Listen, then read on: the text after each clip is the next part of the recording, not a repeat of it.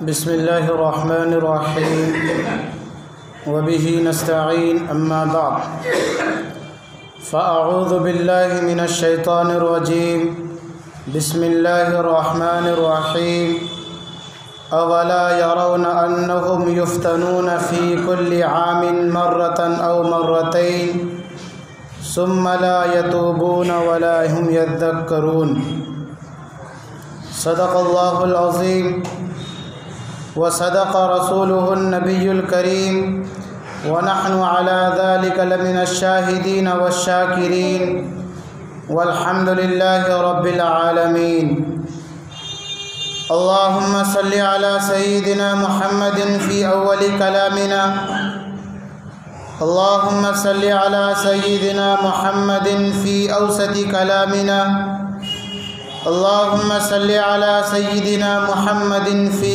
آخر كلامنا گرام قدر ناظرین اعظام، بہت ہی محترم مکرم سامعین کرام اور نوجوان دوستوں اور بزرگوں، میں آپ لوگوں کو بہت پہلے سے یہ بتاتا چلا آ رہا ہوں کہ کرنے اور دھرنے والی ذات وہ ایک مالک اور وہ ایک خالق کی ہے، جس نے اس کائنات کو بنایا ہے، پیدا کیا ہے اور پھر اس کائنات کو رنگ اور برنگ کی چیزوں سے سجایا بھی ہے۔ ہم لوگ اپنی تقریروں میں، اپنے جلسے جلوس میں، اپنے خطبات میں اور اپنی تقریبات میں یہ کہا کرتے ہیں کہ ایک اللہ کی ذات ہے کہ جس کے چاہنے سے سب کچھ ہوتا ہے۔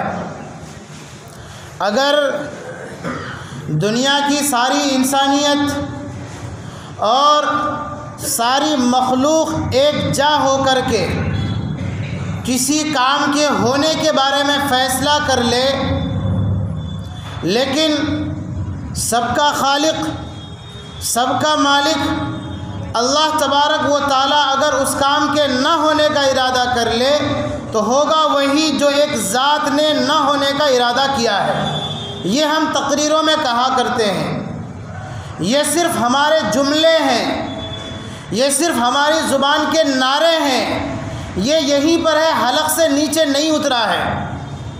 چاہے وہ مفتی ہو، چاہے وہ آپ کا خطیب ہو، چاہے وہ آپ کا امام ہو، چاہے وہ جماعت کا امیر ہو، چاہے وہ مدرسے کا شیخ الحدیث ہو، چاہے وہ کسی بھی مسند کا صاحب مسند کیوں نہ ہو، وہ صرف یہاں سے اوپر ہے، حلق سے نیچے نہیں اترتا۔ تو میں شروع سے یہ کہتے آ رہا ہوں کہ ہم مسلمانوں نے جو شروع سے غلطی کی ہے وہ یہ ہے کہ ہم نے حالات کو قرآن پاک میں کنیکٹ نہیں کیا ہے، اور میں یہ کوشش کرتا آ رہا ہوں کہ قرآن پاک کی وہ آیتیں کہ جن کا تعلق حالات سے ہیں، قرآن پاک کے وہ جملے اور قرآن پاک کی وہ صورتیں اور قرآن پاک میں جو بیان کیے گئے ہیں واقعات، ان میں سے میں ان صورتوں کو، ان جملوں کو، ان آیتوں کو اور ان آیتوں کے ٹکڑوں کو چن چن کر آپ کے سامنے پیش کرنے کی کوشش کر رہا ہوں، اور میں چیخ چیخ کے یہ کہہ رہا ہوں کہ میری قوم کے لوگوں آؤ، آپ کے اوپر یہ حالات آئے ہیں، ہمارے اس ملک ملت کے اوپر یہ حالات آئے ہیں، آؤ قرآن پاک سے رہنمائی حاصل کریں۔ مسلمانوں، گزشتہ جمعہ سے پہلے میں سورہ یوسف کے حوالے سے حالات حاضرہ پر روشنی ڈالنے کی کوشش کی، اور ایک حد تک ہمیں کچھ رہنمائی رہبری ملی کہ اب کرنا کیا ہے۔ آج میں آپ کے سامنے قرآن پاک کا ایک پارہ ہے 11واں پارہ، ایک صورت ہے جس کا نام ہے سورہ یونس، اس صورت سے ایک صفحہ 2 صفحہ پہلے ایک آیت ہے۔ آپ جب گھر چلے جائیں گے ضرور آپ قرآن پاک کے ان اوراق کو پلٹیے گا، 11واں پارہ کھولیے گا اور اس 11واں پارہ کے رکوع نمبر 6 کو ایک بار آپ مطالعہ کیجئے، جس آیت کو میں نے آپ کے سامنے پڑھا ہے، اولا یرون انہم یفتنون فی کل عام مرۃ او مرتین ثم لا یتوبون ولا هم یذکرون۔ یہ قرآن پاک کے 11ویں پارے کی رکوع نمبر 6 کی آیت ہے۔ میں آپ کی آسانی کے لیے اور بتلا دوں ایک بات کہ 11واں پارہ کا جو پہلا والا 1 پاؤ پارہ ہے اس کے آخر میں یہ آیت ہے۔ آپ گھر جا کر کے اس آیت کو کھولیے گا، اگر آپ اس آیت کے ترجمے میں اس کی تشریح اور تفسیر میں غور کریں گے تو ایسا محسوس ہوتا ہے کہ شاید اللہ تبارک و تعالیٰ نے ہم ہندوستانی مسلمانوں کے لیے اس آیت کو نازل کیا ہے۔ اتنا واضح پیغام ہے، تبھی تو قرآن نے کہا ہے ان ھذا القرآن یہدی للتی ہی اقوم۔ یہ قرآن وہ کتاب ہے کہ جو تمام قوموں کی ہدایت کے لیے اس کو نازل کیا گیا ہے۔ آپ اور یہ میرا چیلنج ہے، قرآن پاک کے ان آیات کی روشنی میں ہمارے اوپر چاہے کیسے بھی حالات ہو اور ہمارے چاہے کیسے بھی سوالات کیوں نہ ہو، ہر ایک سوال کا جواب آپ کو قرآن میں ملے گا۔ تھوڑی دیر کے لیے موضوع سے ہٹ کر میں آپ کو ایک بات بتلاؤں، آپ قرآن سے یہ پوچھئے گا کہ قرآن پاک تیرے بارے میں تو جمعہ کا خطیب نے بڑا چیخ کر کہا کہ تو ہر سوال کا جواب دیتا ہے، ذرا یہ بتا کہ میرا نام کیا ہے؟ تو قرآن چیخ کے کہے گا ہوا سماکم المسلمین، تیرا نام مسلمان ہے۔ آپ قرآن سے یہ پوچھئے گا کہ میرا کام کیا ہونا چاہیے، تو قرآن چیخ کے کہتا ہے کنتم خیر امت اخرجت للناس تأمرون بالمعروف وتنہون عن المنکر، کہ میرے سوال کرنے والے سن، تیرا کام یہ ہے کہ امر بالمعروف نہیں عن المنکر کرے۔ ذرا قرآن سے آپ یہ پوچھئے گا مجھے چلنا ہے کدھر جاؤں، تو قرآن کہے گا اہدنا الصراط المستقیم، ارے سوال کرنے والے چل سیدھے راستے کی طرف۔ اب قرآن سے پوچھئے گا یہ بتاؤ وہ سیدھا راستہ کون سا ہے، تو قرآن کہے گا کہ سیدھا راستہ وہ ہے کہ جن پر اللہ نے انعام کیا ہے، انعمت علیہم۔ ارے سیدھا راستہ وہ ہے کہ جن راستے پر چلنے والوں کو اللہ نے انعام کیا ہے۔ آپ قرآن سے پوچھیں کہ وہ کون لوگ ہیں جن پر اللہ نے انعام کیا ہے اور جن کے راستے پر چلنے میں کامیابی ہے، تو قرآن کہے گا من النبیین والصدیقین والشہداء والصالحین۔ یہ 4 افراد ہیں، نبی والا راستہ، صدیقین والا راستہ، شہداء والا راستہ، صلحاء والا راستہ، یہ 4 راستے ہیں جن میں کامیابی ہے۔ بہرحال قرآن آپ کے ہر ایک سوال کا جواب دے گا۔ آپ قرآن سے یہ پوچھیں میں بائک چلانا چاہتا ہوں کیسے چلاؤں، قرآن اس کا بھی جواب دے گا فَاسْأَلُوا أَهْلَ الذِّكْرِ إِن كُنتُمْ لَا تَعْلَمُونَ۔ پوچھ ان لوگوں سے جس سے معلوم ہے۔ ہر ایک جز کا، ہر ایک نص کا آپ کو جواب قرآن سے ملے گا۔ تو بہرحال مجھے بتانا یہ ہے کہ آج کے جو یہ موجودہ حالات ہیں اور جس طریقے سے مسلمان پریشان حال ہیں، ان کا بھی کوئی جواب ہے کہ نہیں قرآن میں، اس کا بھی کوئی حل ہے کہ نہیں قرآن میں۔ تو میں بارہا کہہ رہا ہوں کہ قرآن پاک کا 11واں پارہ ہے، یہ آیت ہے اولا یرون انہم یفتنون فی کل عام مرۃ او مرتین ثم لا یتوبون ولا هم یذکرون۔ اللہ تبارک و تعالیٰ کہتے ہیں کیا ہو گیا یہ دیکھتے کیوں نہیں ہیں؟ میں آپ کو اس آیت کو ہم اپنے ہندوستانی مسلمانوں پر فٹ کرتے ہوئے بتاؤں، اولا یرون، کیا ہو گیا ہندوستانی مسلمانوں کو، انہم یفتنون، کہ ان کو آزمایا جائے گا، فی کل عام، ہر ایک سال میں، مرتن او مرتین، ایک بار، 2 بار، صرف 2 بار نہیں، سینکڑوں بار ان کو آزمایا جائے گا۔ کیا یہ آزمائش نہیں ہے قرآن پاک؟ یہ حالات جو ہم پر آئے ہیں کیا یہ اللہ تبارک و تعالیٰ کی طرف سے آزمائش نہیں ہے؟ ایسا لگتا ہے کہ اللہ تبارک و تعالیٰ نے اس آیات کو ہم لوگوں کے لیے نازل کیا ہے۔ یفتنون فی کل عام، ہر سال آزمایا جائے گا، مرتن او مرتین، قرآن میں تو مرتن اور مرتین کہا، لیکن ہم نے جب تفسیر کا مطالعہ کیا تو اس میں لکھا ہے کہ 1-2 مرتبہ نہیں، کئی مرتبہ اللہ آزمائیں گے۔ کبھی بھوک مری کے ذریعے سے آزمائیں گے، کبھی حالات کے ذریعے سے آزمائیں گے، اور کبھی ایسے مواقع آئیں گے، ایسا محسوس ہونے لگے گا کہ شاید اب ہمارا کوئی پرسان حال نہیں ہے۔ آپ کو معلوم ہونا چاہیے کہ اللہ کے نبی صلی اللہ علیہ وسلم کے اوپر بھی ایسے حالات آئے تھے۔ وقت کا نبی یہ چیخ اٹھا، متی نصر اللہ، مدد کب آئے گی اللہ کی؟ ایسے حالات آئے ہیں۔ اب کرنا کیا ہے؟ ثم لا یتوبون ولا هم یذکرون، کہ ان کو آزمایا جائے گا، کیوں؟ تاکہ وہ توبہ کر لے، ولا هم یذکرون، اور آئندہ کے لیے کچھ پلاننگ کر لے۔ یہ 2 آیتوں پر آپ غور کیجیے، 2 جملے پر حالات کیوں آتے ہیں؟ ثم لا یتوبون، حالات اس وجہ سے آتے ہیں کہ ہم تو مسجد کے اندر عالم صاحب، مولوی صاحب مقتدی رہتے ہیں، لیکن جب ہم مسجد کے باہر نکل جاتے ہیں تو ہم پھر وہ عالم نہیں رہتے ہیں، ہمارا وہ ایمان نہیں رہتا ہے۔ ہم مسجد کے اندر ایماندار تھے، باہر نکلے تو بے ایمان ہو گئے۔ مسجد کے اندر سچ بولنے والے ہیں، باہر نکلے تو دکاندار میں، جب ہم دکان میں بیٹھتے ہیں تو سچ نہیں بولا جاتا ہے۔ اس وجہ سے یہ حالات آتے ہیں تاکہ بندہ توبہ کر لے۔ اب میں یہاں پر رک کر ایک دوسری آیت کا سہارا لیتا ہوں۔ قرآن پاک کا 13واں پارہ ایک آیت ہے، ان اللہ لا یغیر ما بقوم حتی یغیروا ما بانفسہم۔ اللہ نے یہ حالات صرف اور صرف اس وجہ سے لایا وہ 2 کام کرے، ایک تو توبہ کرے، دوسرا تذکر۔ تذکر کی جو تفسیر بیان کی گئی وہ یہ کی گئی کہ آئندہ کے لیے کچھ پلاننگ تیار کر لے، کچھ منصوبہ بندی کر لے۔ پلاننگ کا مطلب یہ ہے کہ اب تو ہم پر یہ حالات آئے ہیں، اللہ کی طرف رجوع ہونا ہے، اللہ سے معافی مانگنا ہے، توبہ کرنا ہے۔ دوسرا جو کام ہے، یذکرون کا جو لفظ آیا ہے، تفسیر میں بتایا گیا کہ پلاننگ، نصیحت حاصل کرے۔ کیا مطلب نصیحت حاصل کرے؟ اب ایسے حالات آگے، اب کرنا کیا ہے ہم کو؟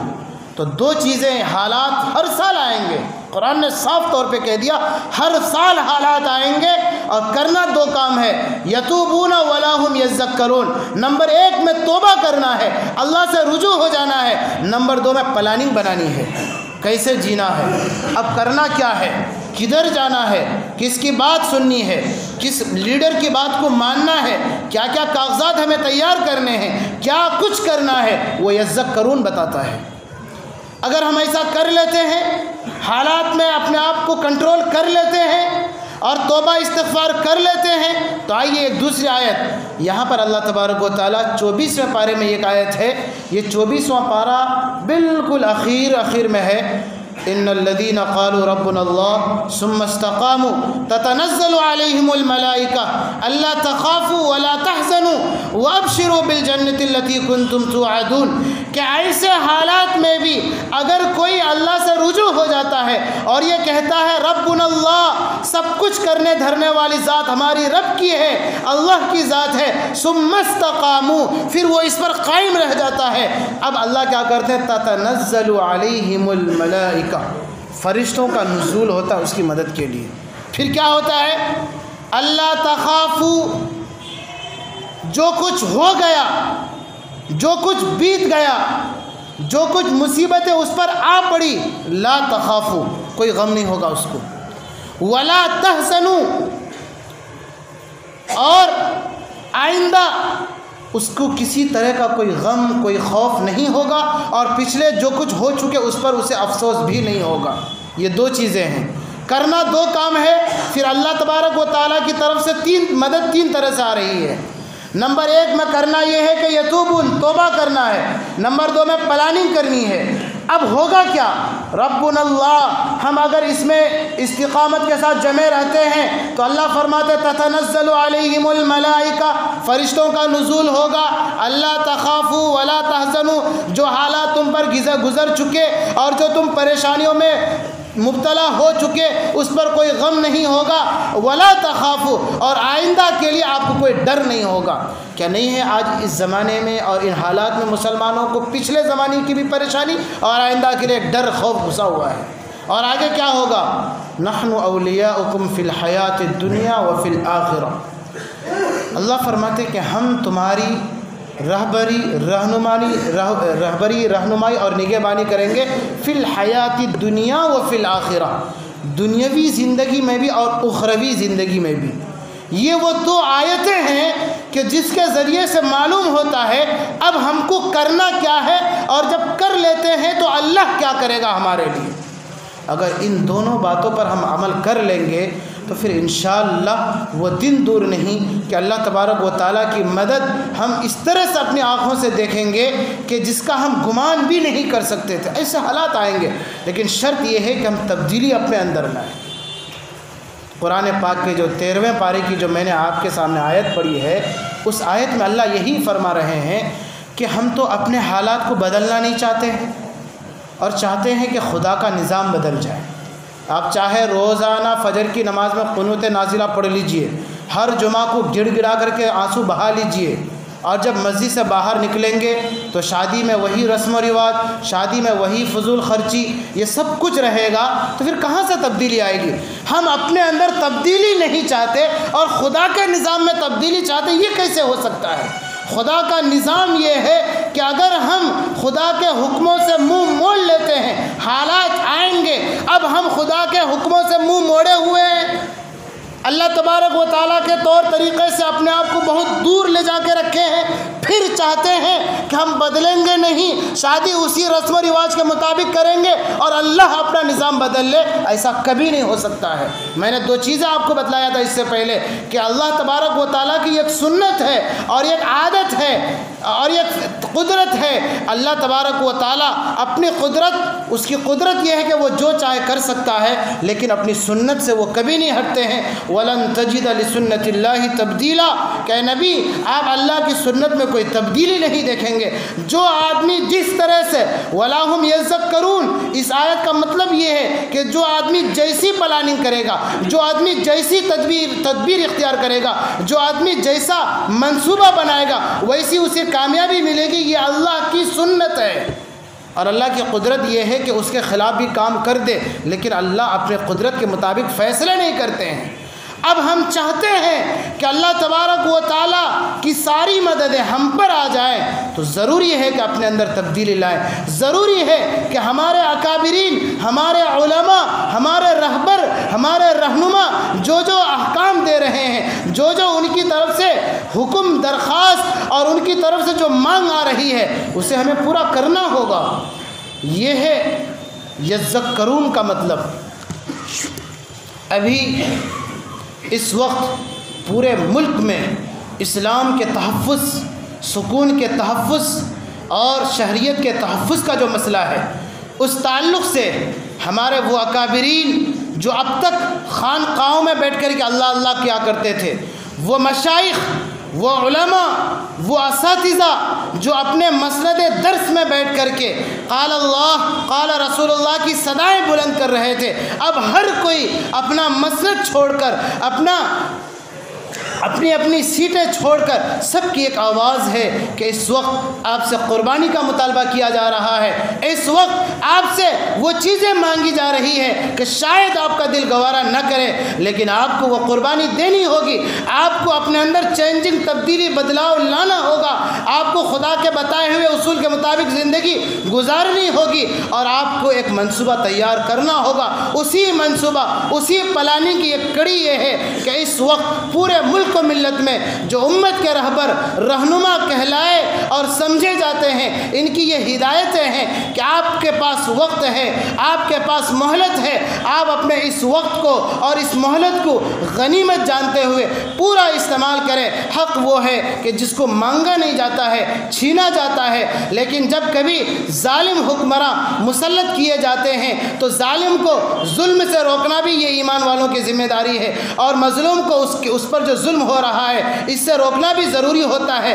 اسی کے پیش نظر ہمارے یہاں کٹھیار میں جو بحر العلوم مدرسہ ہے، اس کے سامنے کل سے انشاءاللہ ہماری ماؤں اور بہنوں کا جو ایک احتجاجی دھرنا جاری ہوگا، اس میں ہم تمام حضرات کو پورا مکمل حصہ لینا ہوگا، چاہے باری باری سے ہو یا اپنی سہولت کے اعتبار سے، جس طرح سے بھی ہو اس کی مدد کرنی ہوگی، اپنی آواز کو بلند کرنا ہوگا۔ حق وہ ہے جو سر چڑھ کر بولتا ہے، قل الحق وان کان مرا، کہ حق بات کہتے چلے جاؤ، اگرچہ کہ سننے والے کو کڑوا ہی کیوں نہ لگے، لیکن اس کو کہتے چلے جاؤ۔ تو میں آپ تمام مسلمانوں سے یہ درخواست کرتا ہوں کہ قرآن پاک کی ان 2 آیتوں کے حوالے سے اور ان دو آیتوں کی رہبری سے میں آپ سے یہ درخواست کرنا چاہتا ہوں کہ جہاں بھی جس طرح سے بھی ہمارے علماء کی طرف سے یا امارت شریعہ کی طرف سے یا ذمہ داران کی طرف سے جو اعلان کیا جائے، جو ہدایتیں دی جائے، تو ان اعلان کو، ان ہدایتوں کو اور ان کے پیغام کو آنکھوں پر لے اور ان کو غنیمت جانتے ہوئے ان کا جب جیسا جو حکم آئے ان پر ضرور عمل کریں، چونکہ اس وقت مسئلہ تحفظ کا ہے، وجود کا مسئلہ ہے۔ اس لیے میں یہ پوری امید کرتا ہوں کہ انشاءاللہ آپ لوگ کل سے جو احتجاجی دھرنا ہماری ماں اور بہنوں کا بحر العلوم جو نیو مارکیٹ کے قریب میں ایک احتجاجی دھرنا ہونا طے ہے، غالباً یہ غیر متعینہ احتجاج ہوگا، اس میں آپ کو بھرپور ساتھ دینا ہے، اپنی ماؤں کو، اپنی بیٹیوں کو، اپنی بہنوں کو ضرور اس میں شرکت کرا کر کے اس کو کامیاب کرنا ہے۔ اللہ سے دعا کرے کہ اللہ تبارک و تعالی ہمارے ان ارادوں کو، ہمارے ان منصوبوں کو کامیاب فرمائے۔ اللہ تبارک و تعالی ان کہی سنی باتوں پر عمل کرنے کی توفیق عطا فرمائے۔ آمین۔ وآخر دعوانا الحمد للہ رب العالمین۔